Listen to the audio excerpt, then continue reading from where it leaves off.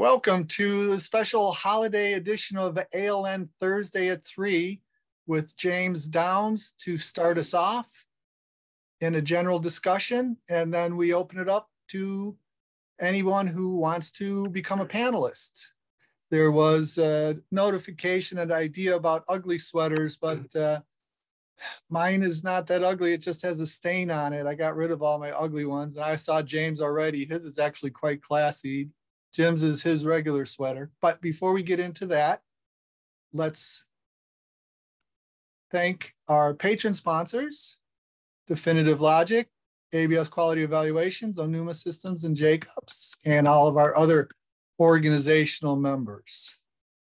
Without them, we would not be able to do programs like this. And this week's sponsor is Definitive Logic. James Downs is with Definitive Logic. So thank you for sponsoring this. And then next week, we're going to have another open discussion, and David Brewer from Jacobs will be speaking. So a couple of preliminaries. If you have any questions, please enter them in chat or the Q&A. If you want to become a panelist after James has a chance to start the discussion, please let us know in the chat section. And because this is a holiday presentation, if there's time, I will recite my infamous, well, it's not infamous, best poem I ever wrote is a Christmas poem. So maybe we'll get that recorded, because that is an asset of mine, and to manage it properly, recording it would be an appropriate thing. So this month, we have been focusing on advancing outcomes with asset leadership. And the idea is that leaders create policy and strategy that affects outcomes.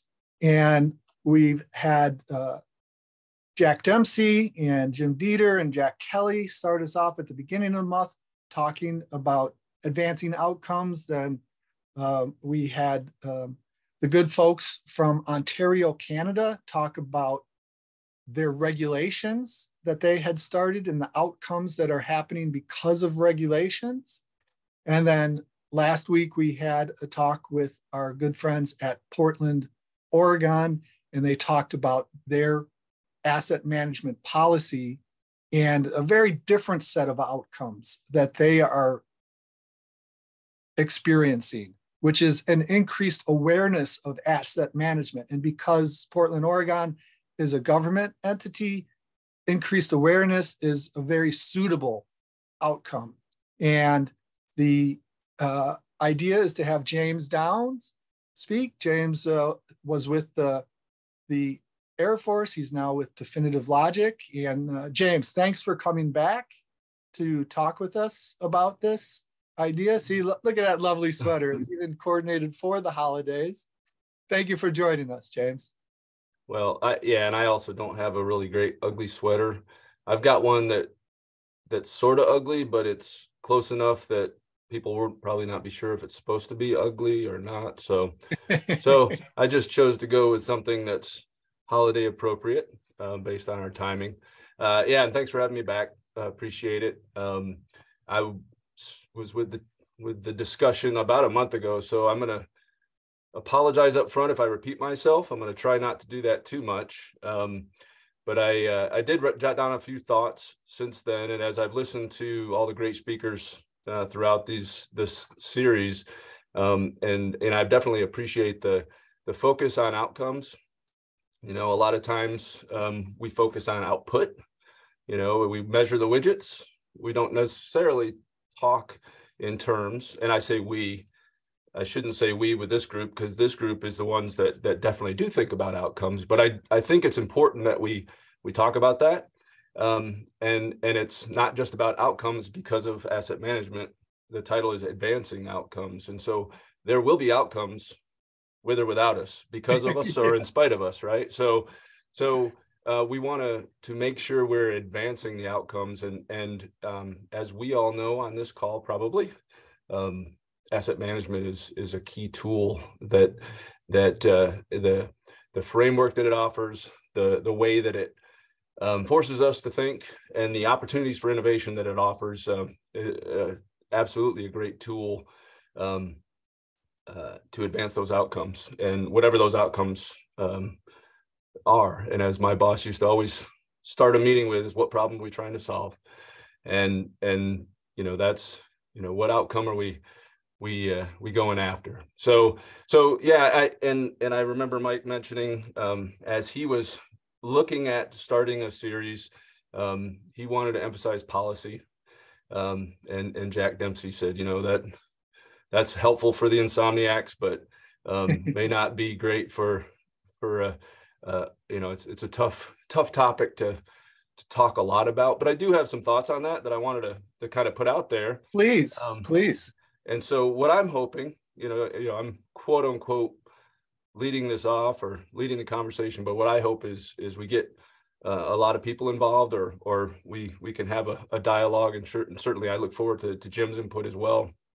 But I want to talk about policy in a way, and then I because this is the Asset Leadership Network, I wanted to kind of touch on some leadership things and the way those connect clearly, and you kind of mentioned that in the opening comments too, Mike. But so I guess I'll start off with some policy thoughts. And one of the things that's really important is it's where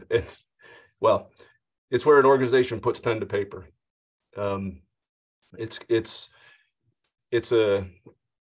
I wouldn't say that the exercise of doing it is worth more than the policy that comes out, but the exercise of doing it is hugely valuable, because it I won't say it forces us, but it enables us to think critically about what problem we're trying to solve. And to, Jack Dempsey, when he spoke a few weeks ago, he kind of talked about start with why, Simon Sinek's book and all the things that came from that. But starting with why is always critical. And for some of us, that's really difficult, because we see a problem, we want to solve a problem, and we jump to the how.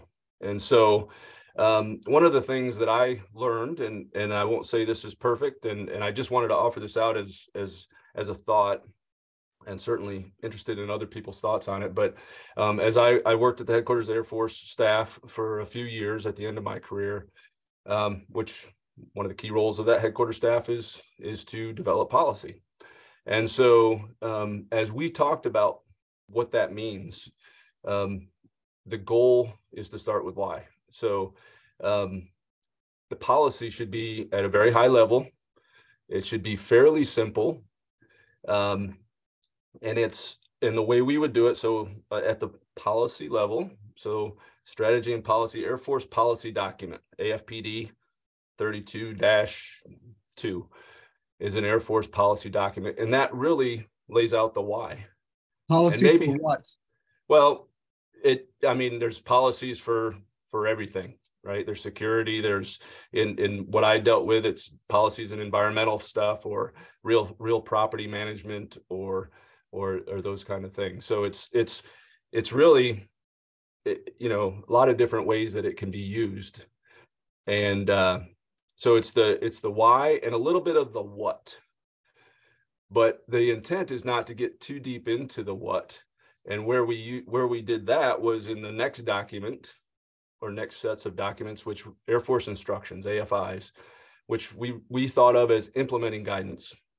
So that's the what and the who's responsible for what piece of that, to and still somewhat broad, and not much of the how, because and I would say, I guess it's been 30 years ago now, the Air Force transitioned from Air Force regulations to Air Force instructions. And then back 30 plus years ago, Air Force regulations were, that's thousands and thousands of pages of documents that laid out, thou shalt, and it was very compliance driven. And it didn't leave room for innovation. It didn't leave room for those in the field to think about finding a better way, right? It told them. And so the Air Force, and the Air Force, number of airmen in the Air Force there's half as many now as there were then. And so it makes it real difficult, and to have whole teams of people that are going around making sure that there's compliance and that sort of thing. But what it does is it does open it up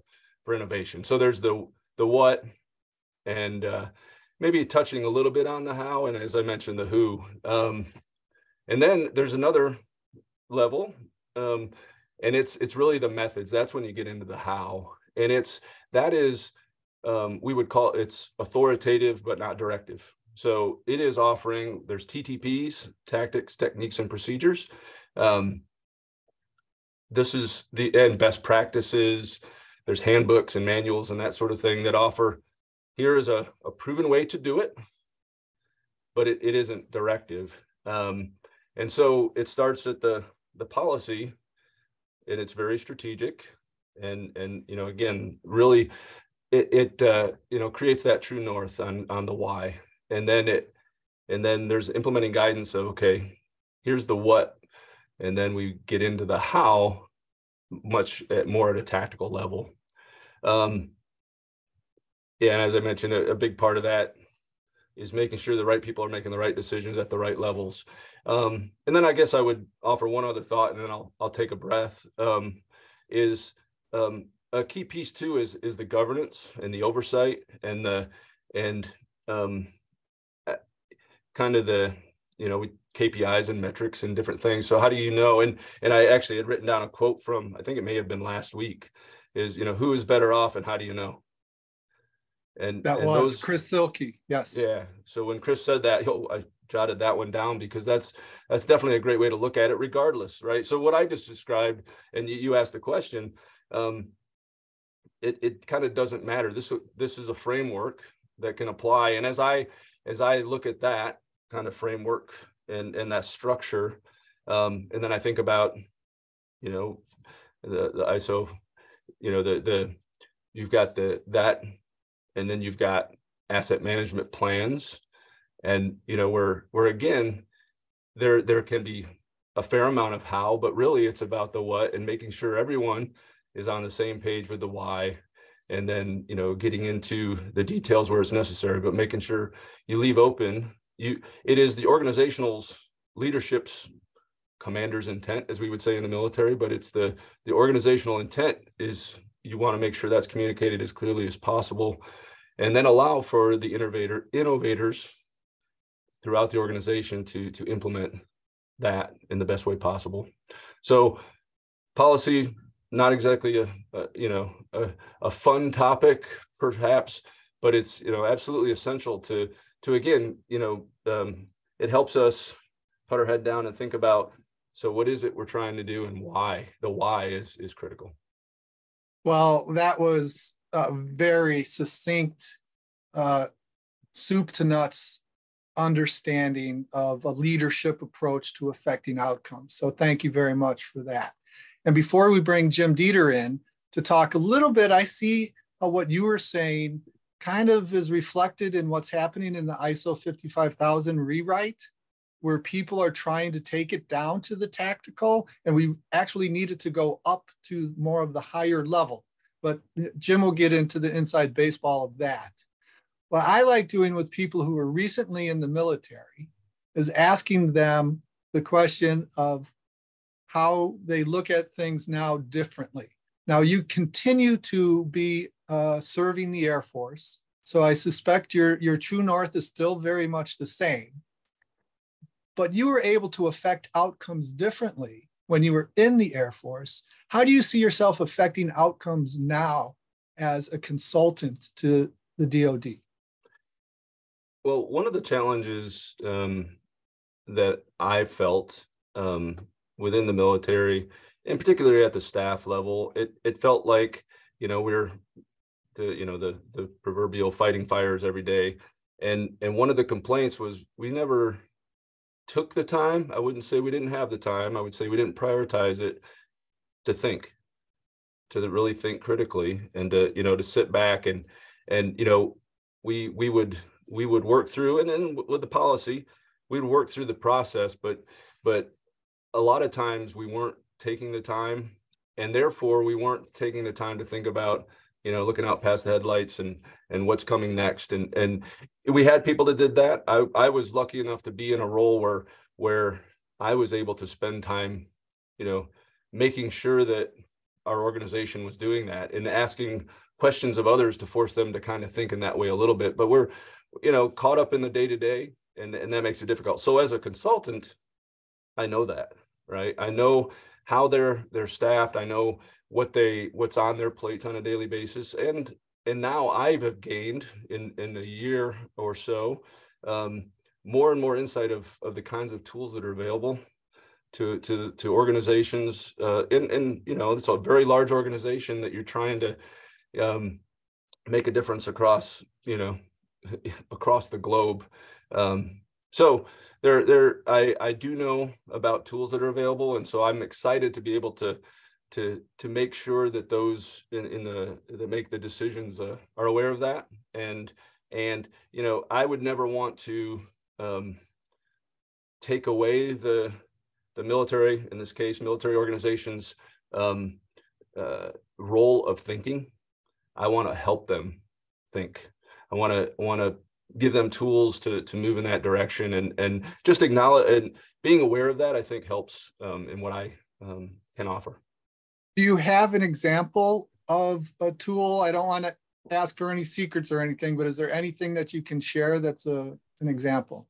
Well, I mean, frankly, we can talk about ISO 55000. That's a tool. Excellent. That, as one example, that's a lot of times, from my experience, we may have had certain individuals throughout the organization, the broader organization, that are thinking about things that way. Some of whom are doing it because of help the consultants have provided to say, hey, you're trying to get somewhere. Well, let me tell you, there's already been a lot of thought in that area. Here's a framework. Now let's walk through it. And being able to help guide that conversation. I've seen that already happening, and so that's an example of, and that's a very non-technical answer. There are a lot of technical answers as well. That's a perfect lead in for bringing in Jim Dieter before we go to a question from Boyd Beal that I guess everyone can answer. This is going to be Boyd, you've created the opening question for everybody. How do you make sure that a policy doesn't sit on a shelf?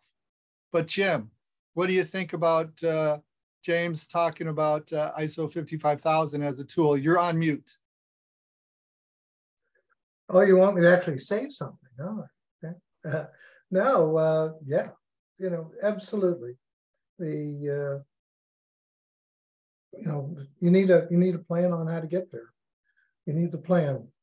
It's, I've been still reading through Simon the Sinek, and every time it's useful to only read a few chapters at a time because he's got so many actionable ideas that they're quite good. But and this sort of goes to Boyd's answer too, or Boyd's question, is I think a lot of policy ends up getting written by middle management.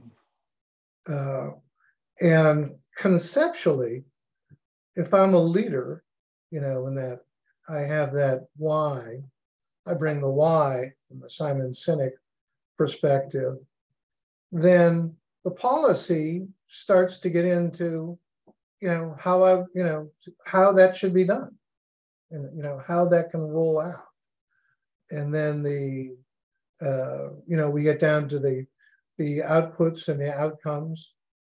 Very much into the outcomes. The rescue effort might be the output. The outcome is a child pulled from the water question, which I think is ultimately, you just can't begin to overestimate how important that is, because that's what it's all about.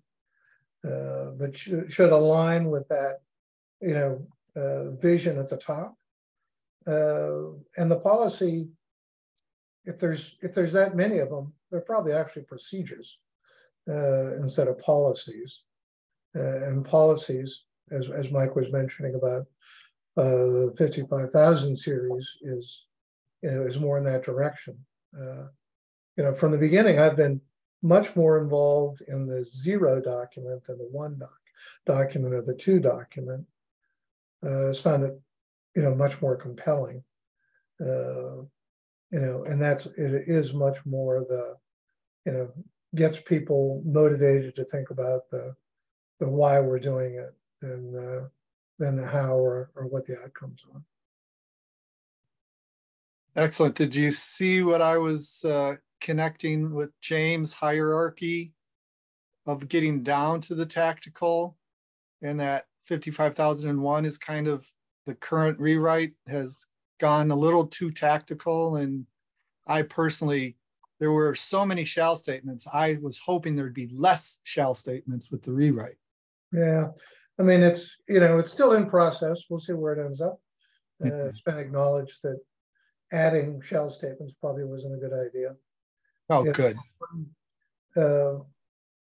An interesting view that I have used professionally in consulting around the shall statements is 2/3 of the shall statements or more are stuff that organizations are already doing. So it sounds imposing, but for example, of the however you count them, I count 179 or something shall statements. You can count them different ways. 24 of them are, did you document that? Well, instead of did you document that and did you do this and did you do the other thing, those are all just the quality questions. And if you have a quality management system, you're like 2/3 of the way there, right? And then you're already doing asset management. So it's not like you're reinventing that. It's not like a green field that nobody ever thought of maintaining or acquisition of assets or anything. So, it's a small slice of the pie. It's like under 25 questions that are really about asset management.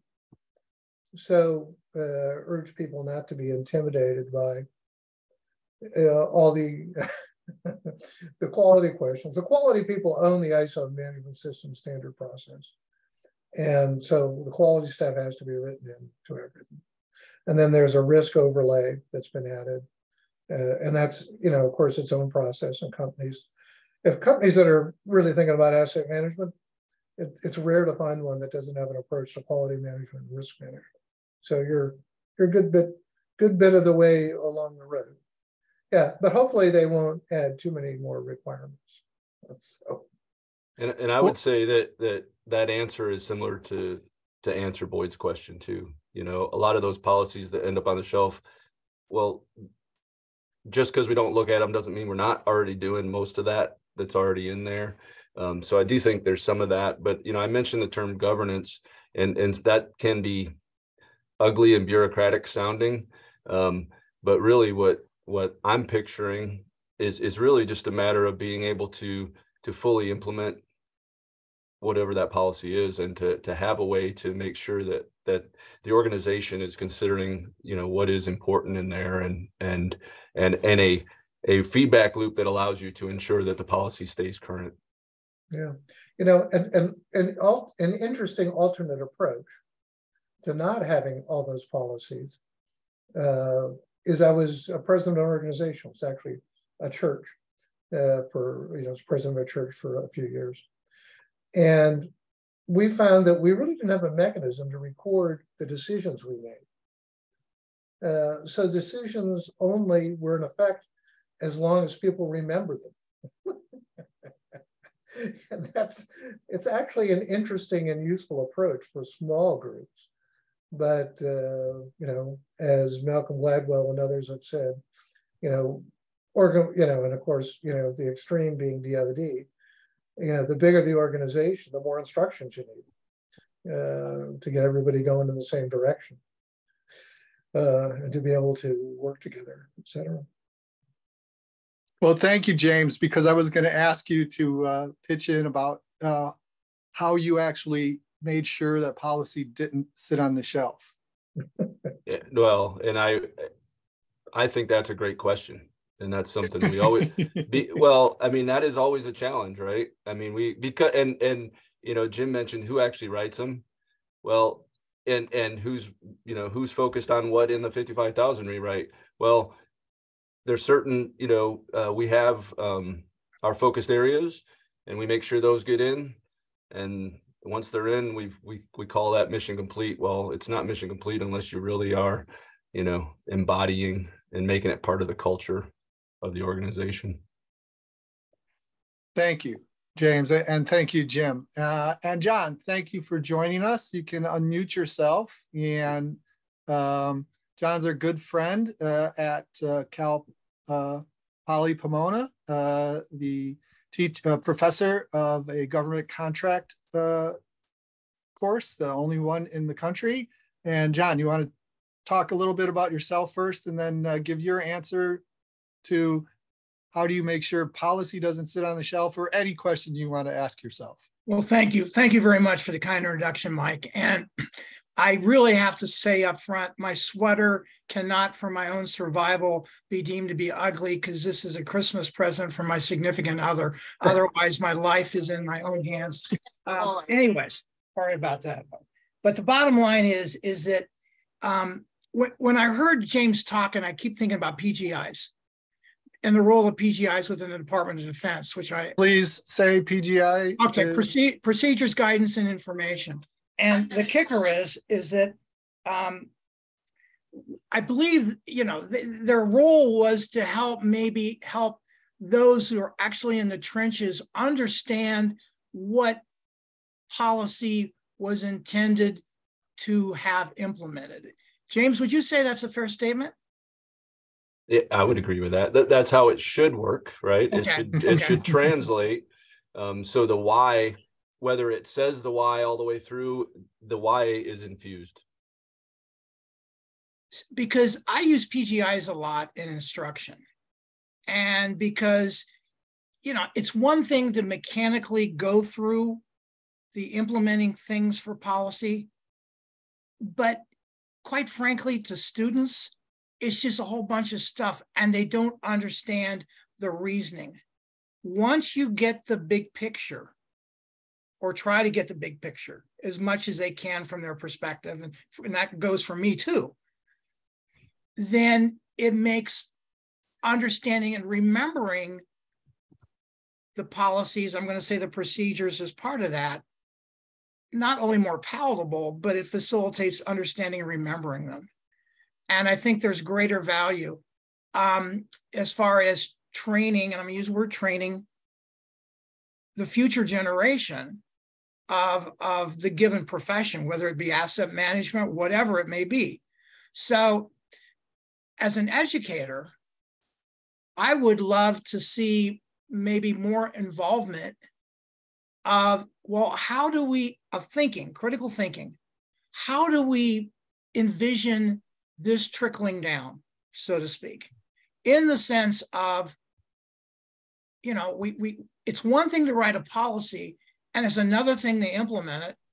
But I think leadership and policy, the ultimate goal should be, we want to make this be effective and be a catalyst for change.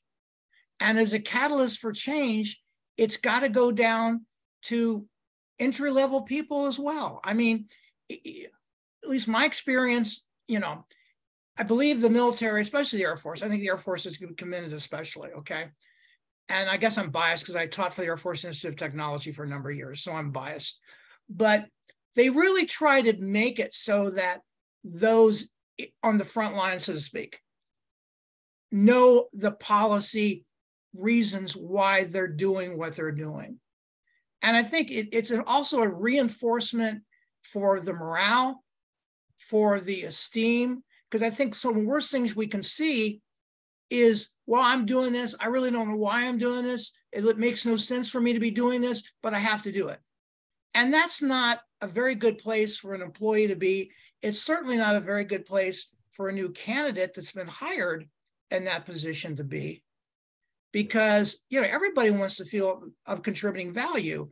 And what ISO is all about is recognizing value, especially in our new hires.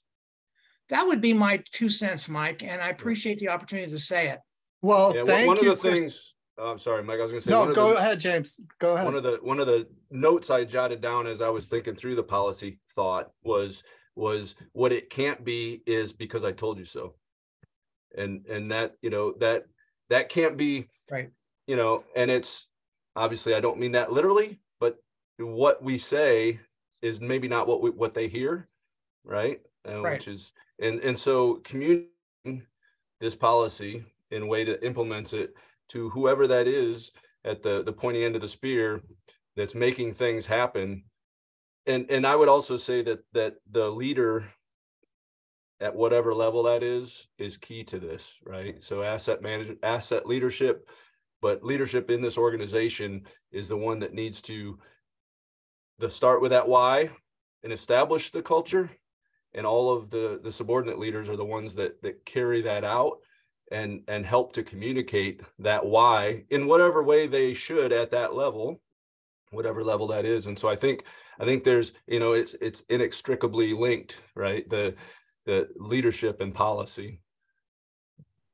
Well, what I was going to say was how perfectly John Wyatt and James Downs' conversation was mirroring the chat discussion about culture. And what we did in the fall was about establishing a culture of asset leadership, asset management. And that's why I wanted to go to policy, because for some reason it took me a long time to just realize leaders write policy or sign policy. Leaders sign policy. It could be the managers that write them, but it's the leaders that have to sign them. And so what you were saying about policy impacting culture, that was perfect. So do that again, Alex, please. All right.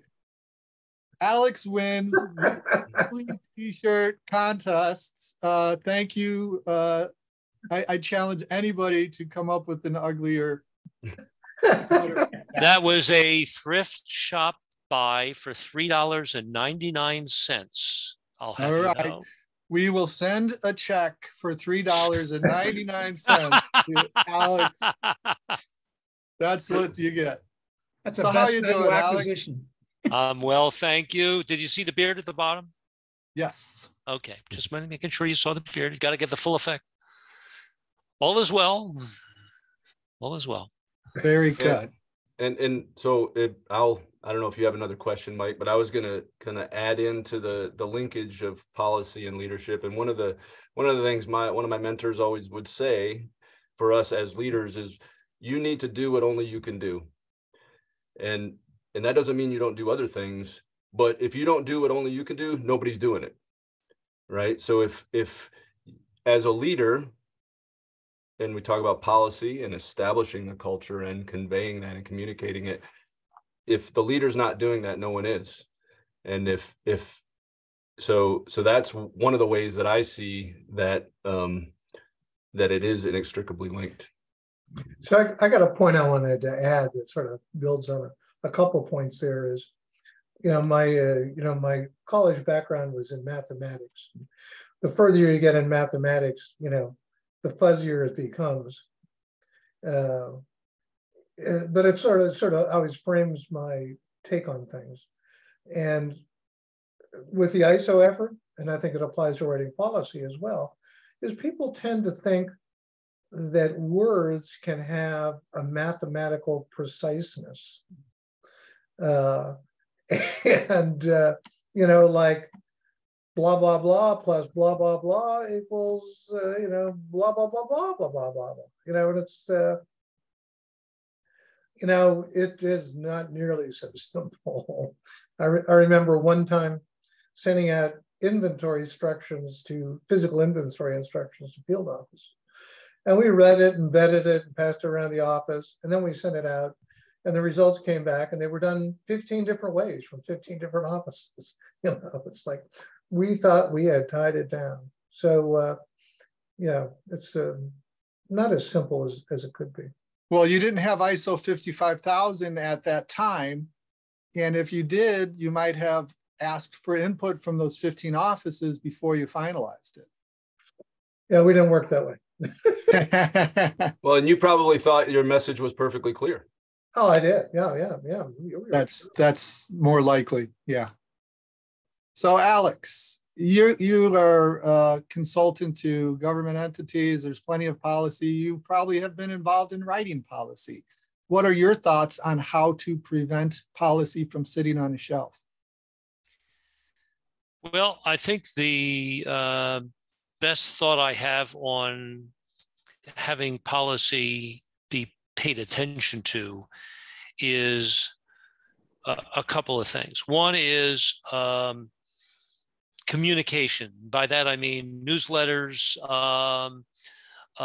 various simple, easy to digest publications to everybody in the workforce, so that they understand various aspects of the policy. But when you do that, a critical piece is, and I'm working on this a little bit for Army now, is it's critical for them to understand the why. Not just the what, not just the how, but the why it matters. It matters to the organization, but it also matters to the individual. And it's important to communicate that. If they don't understand or they don't appreciate why it matters to them, then policies are routinely ignored. Excellent. That was very concise. I appreciate that. And before we bring on Jack Kelly, I just want to reflect a little. Okay, it's not about policy, it's about the outcomes, but the policy is a key influencer of establishing the culture that will allow mission success. And I wasn't intentional to tie this to our fall event focusing on establishing a culture of asset leadership, but all things kind of tie together when you're doing things, when you're in a groove. So Jack Kelly was part of the opening panel, and I thought I just made him a panelist.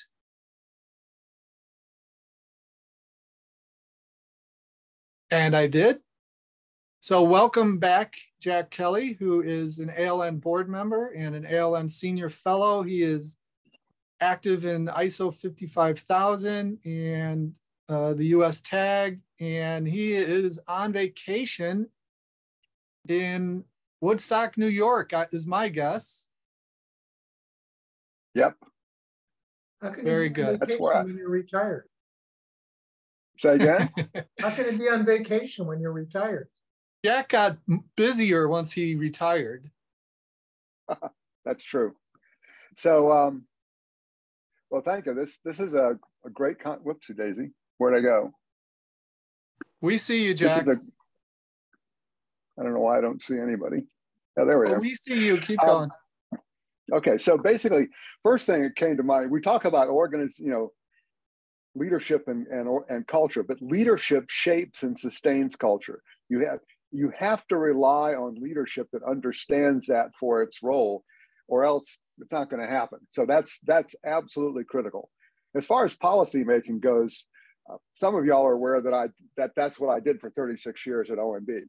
And the thing that for those of you who don't know what OMB is, it's the Office of Management and Budget. It's like, it's sometimes called the professional staff of the White House, because basically, people like me are career people and we stay from administration to administration. So I worked on both the management, what's called the management side, and the budget side, but both of those sides involve policy.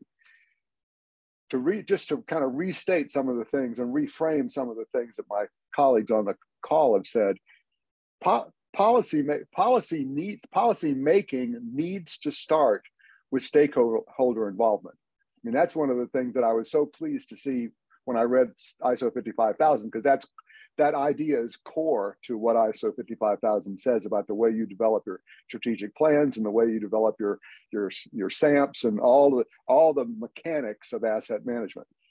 You've got to have stakeholder involvement, and the reason for that is, to me, that's like the first step in a change management strategy. And if you believe that policy needs to result in some change, some impact, some outcome, then you need to involve the people who are going to be affected by those outcomes from the very beginning of the policy-making process. Now, OMB, those of you who've heard me talk about OMB know that I'm very critical of my old institution, because OMB, the institution, frankly thought its job was simply creating the policy and putting it out there, and everybody would salute and march off and do whatever the policy said.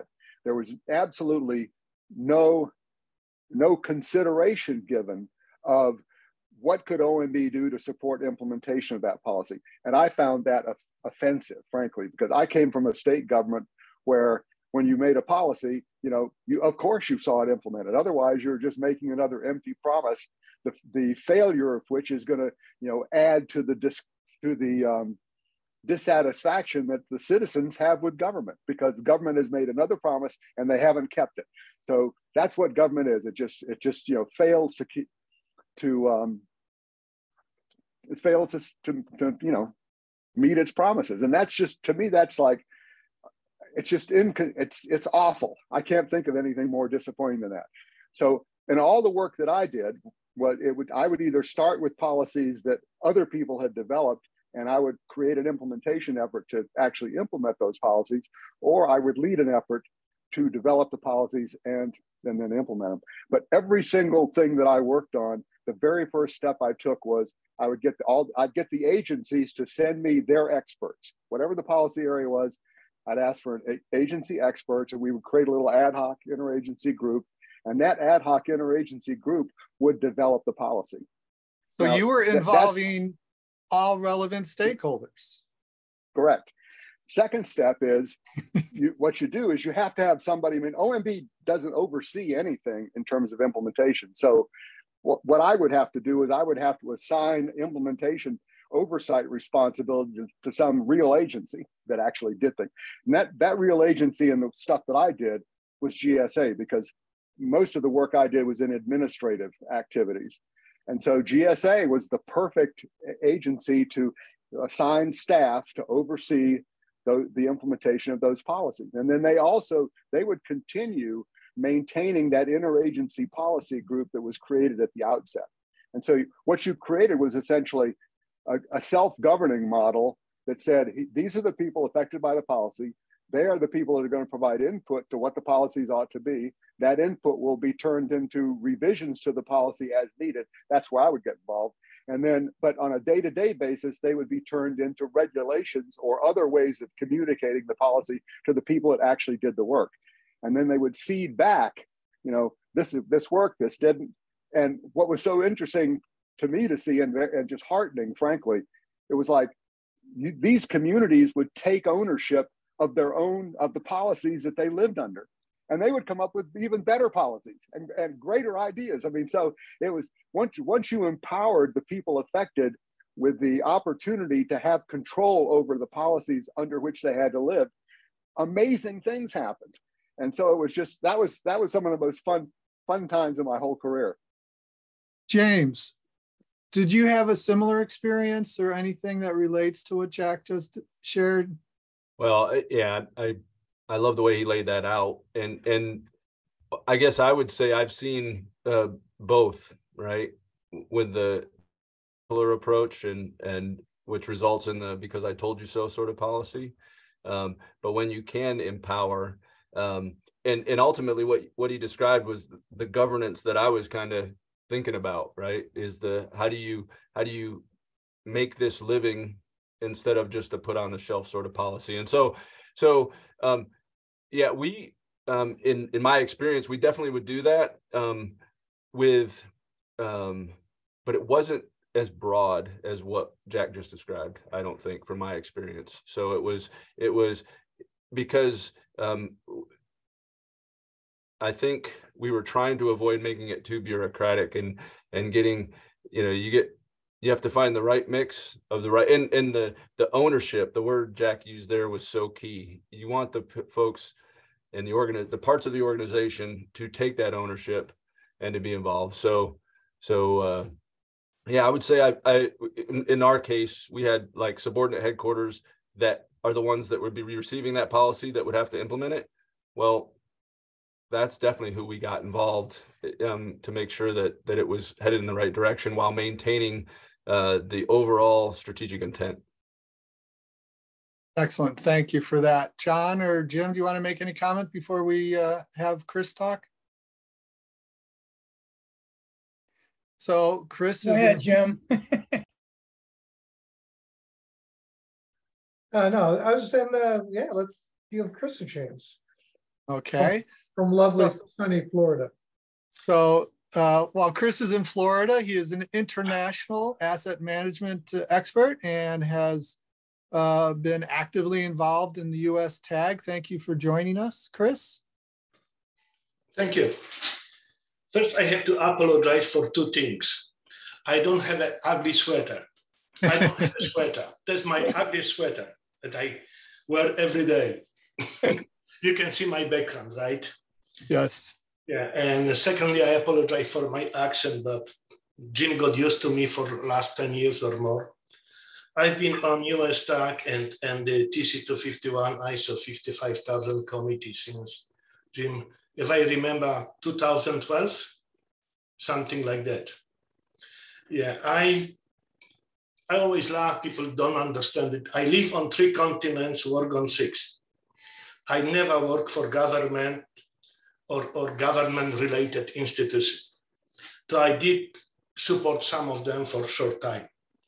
I came from private industry. I have to say this. So it's a little bit different world that I can see that Jag and James and you guys explaining. It was go get things done, move on.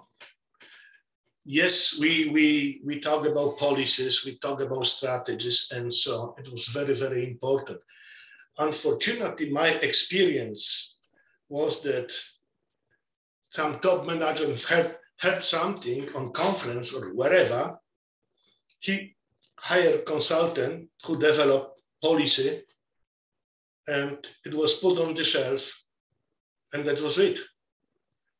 What was in US, especially, what I noticed, the management is changing rather often, and maybe not in government, but definitely in the private industries. And I think Dr. Deming said this in 40s or 50s. That's one of the biggest problems of US industry. So next manager comes in, he doesn't implement anything, he changes everything. But there's a different story. What I like to say, the policy is very, very important. However, without implementation and without translating this to strategy and tactics and operations and getting buy-in of middle management and the workers and everybody else, you are not going anywhere. So I agree with Jack, what he said, and I think somebody else, I think John, you said this, is very important to make sure that implementers, people who are really working, understand the policy, what is there for them, and what is the strategy. The big words don't care. You know, they don't care about this, they don't understand this. They need to understand what is in this for me, how I'm going to benefit, how companies benefit. If companies benefiting, I should benefit as well. So I think it's very important to translate all this down. And I think John, you mentioned that, Jim, that the ISO 55000 right now is getting too tactical. Some people saying is going to general. I don't know. I'm a little bit disappointed in the last 12 months what's happening with 00 and 01, and Jim, you know, we talked about this a few times. Let's see where we're going. But my take on this one is the standard is one thing, but if management doesn't get buy-in and doesn't have a proper policy aligned with whatever ISO 55000 is right now, doesn't stick to it, doesn't communicate this to everybody in the organization, in every level, nothing is going to happen. Well, that seems to translate from government and to private industry. But Kris, you've got that unique perspective in this group on how to get outcomes. Yeah. Leadership. So can you tell us how you saw achievement of outcomes? It's interesting because in different countries and on different continents, people perceive certain things in different way. And I lived in Australia for 8 years. And I think if you read some articles and so on, Australia embraced, and Australian government, both federal and state government, and really embrace asset management, and it shows in a big way. In Europe, is a little bit different. It depends on the country. If you look at Netherlands, if you look at UK, they are big on asset management. I think who else? Maybe Germany a little bit, not that much. I used to work for Siemens for 27 years, so I know Germans quite well. But Europe is kind of depends on the country and so on. In US, it's interesting, I would say, because I think US is in infancy of asset management. I know Jim doesn't agree with me, but I think it is and hit affair in US. You have few companies and big corporations who did embrace asset management, private companies. I cannot tell you the names because I work with some of them.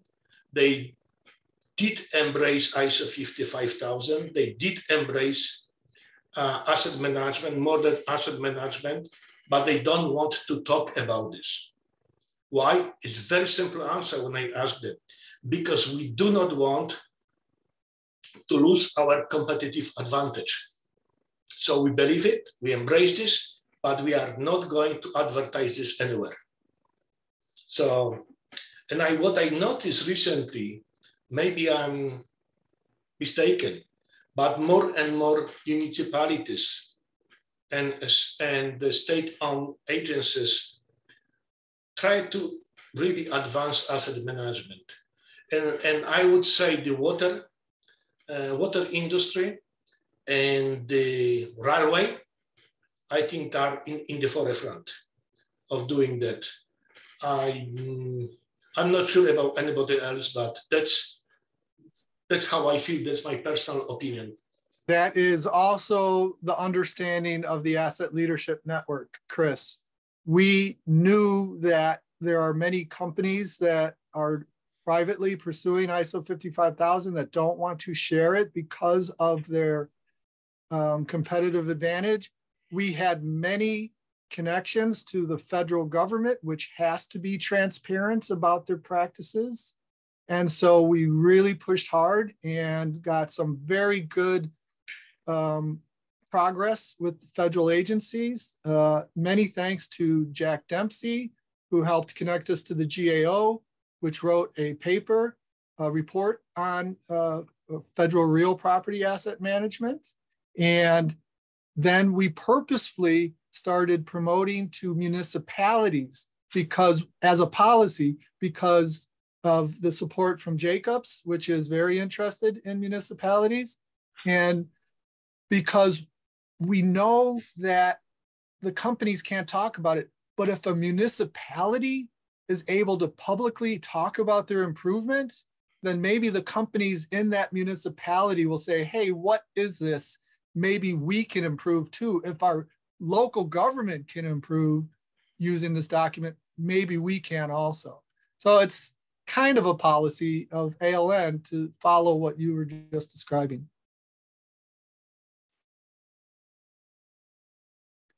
So we've got a few minutes left, and I'd like everyone to have another chance to make a comment. John Wyatt, you were, oh, then you got your hand up. So, oh, you were trying to turn on your microphone. Sorry, thank you. Yeah, Kris, let me ask you a question if I can, and I explain it. I'm biased because I'm an educator, okay? So do you think, this is one of the things that I see, the traditional business or public administration disciplines, like accounting, like finance, management, etc. Everybody pretty much accepts the value of that because that's what they had in their own instruction. But when you have a brand new field of study, and in some ways ISO is not a totally new field, but my point is it's new, so they don't embrace it from something that they had historically. and that may correspond to not seeing value in it. And I'd love to get from an international perspective, especially, sir, I'd love to hear your opinion on that. Thank you. Interesting question, John. I think we had this discussion, similar discussion with Jim, because he stated some time ago that US government developed asset management or discovered asset management. In my opinion, asset management is a few thousand years old.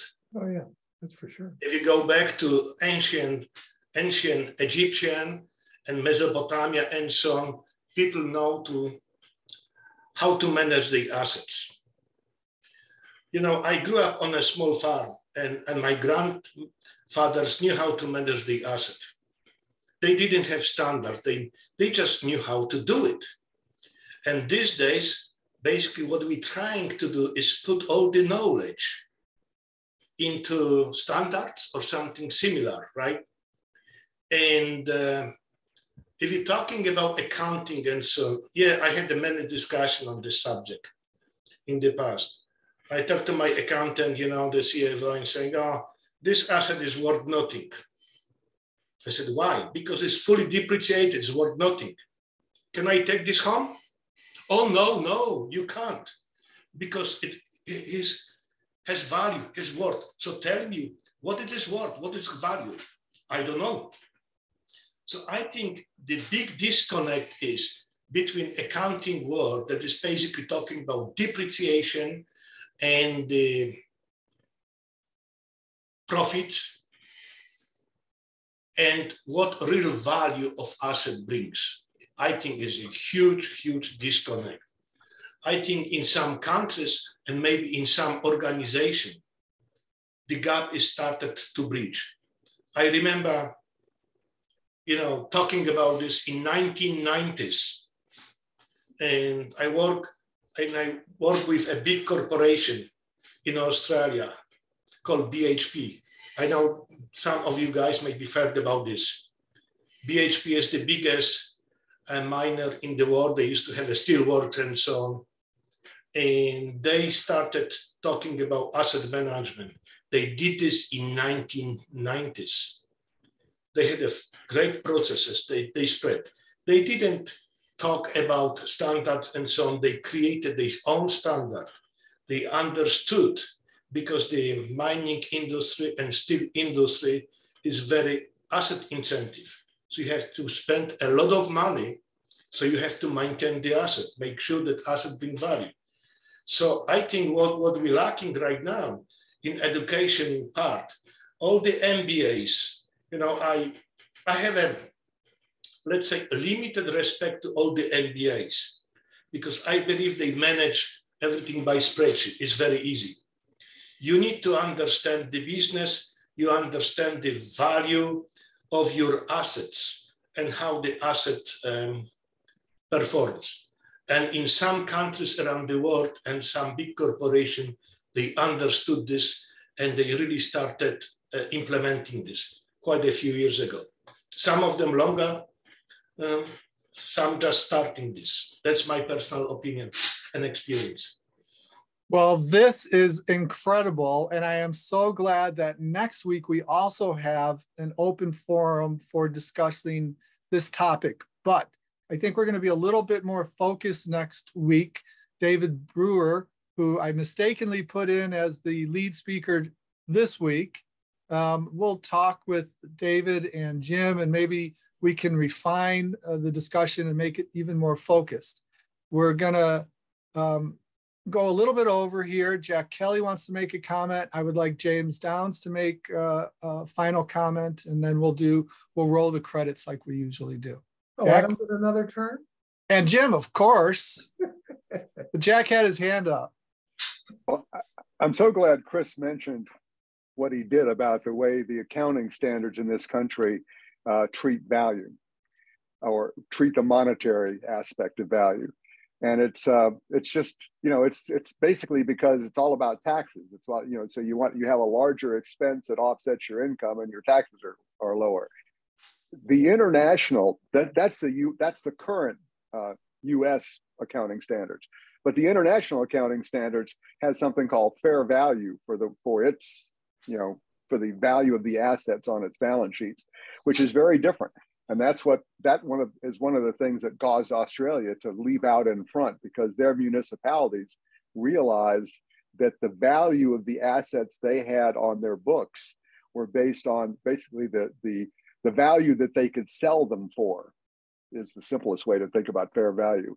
And as a result of that, by making the right investments in those assets, they could maintain the fair value of the assets and sometimes might even bring them up.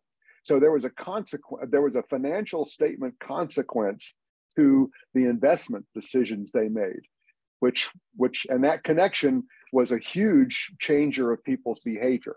And that we don't have here in this country yet. I hope that there are people working on this. I hope GFOA is working on it. I hope the FASAB is working on it. And, the people who run this thing are working on it, because that's really important to do that.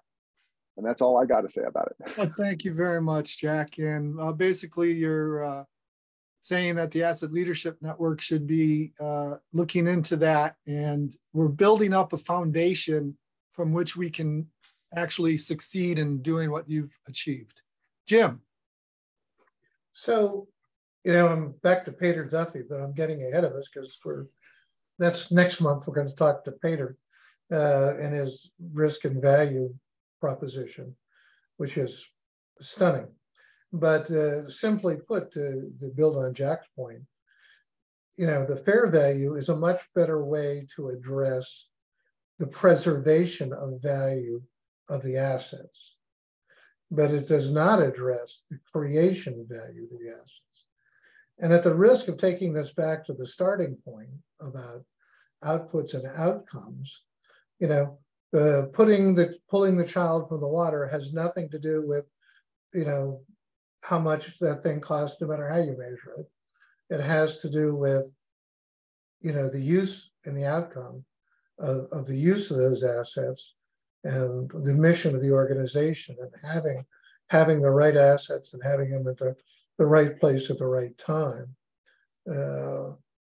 So we need to keep all those things in mind because they're all important. But to me, the big takeaway is that, and to tie policy into that, is policy enables leaders to tie down the answers to the things that they have reached, the solutions they have reached. And that makes those things go more smoothly in their organizations. Not perfect, of course. And that allows leaders to do another important part of their job, and perhaps the most important part of their job, is to deal with the unexpected and the unknown and the opportunities and the unknown risks that can have a huge impact on an organization. So the more things you can tie down, the more you can have focus on the things that you can't tie down. Excellent, thank you. And James? Well, we could just keep on going, couldn't we? Because as each panelist spoke, I was thinking, oh yeah, and another thing, because there's so many great thoughts out there. And I always appreciate, especially the panelist discussions where we hear different points of view. And I was really glad Kris joined us and offering a different perspective or a different angle on it.